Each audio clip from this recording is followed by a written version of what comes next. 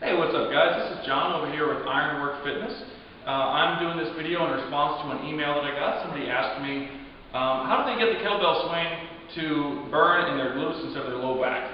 This is a problem I run into a lot. Whenever I'm dealing with anybody who's got a desk job, they spend a lot of time sitting, and their glutes and their hamstrings really don't want to fire the way that they should, and kettlebell swings are the perfect way to remedy that. So, an example of a kettlebell swing.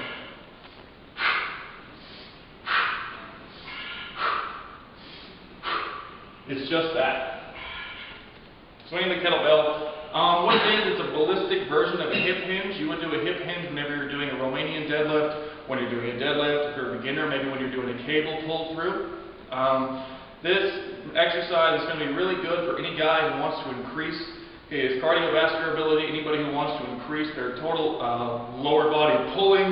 You're sprinting, you're running, you're jumping. Has a lot of crossover into different areas. For women, if you're more concerned with getting a nice tight caboose, that's the one. So the way I teach the kettlebell swing is you got to master the hip hinge first. And in order to do a hip hinge, basically unloaded, you don't have to have anything in your hands. Put your fingers on your hip bones and push your hips way back behind your ankles like that. Push your hips straight back until you feel a stretch in the hamstrings right here, and then squeeze your glutes to come forward. And that's an unloaded hip hinge. You would do the same movement if you were doing an RDL, if you were doing a cable pull through, deadlift, anything like that.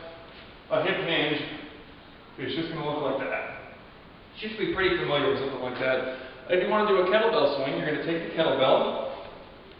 You're going to take that power position where your chest is in front of your heels, your glutes are behind your heels. You're going to hike it back with loose arms and pop the hips forward. At the top of the movement, you want to focus on squeezing the glutes and the hamstrings. The tighter you squeeze your glutes, the less you're going to feel it in your lower back. You want to make sure you're getting a good stretch in the hamstrings, nice tight contraction all in the posterior chain. It's a great way to finish off your workout whenever you want to do some high intensity intervals, and I'll be covering that a little bit more on the next post. Have a good one, guys. If you guys want to get some more information, you can check out my YouTube channel here at Ironwork Fitness, or you can go to ironworkfitness.com where we've got blog posts, videos, the whole nine.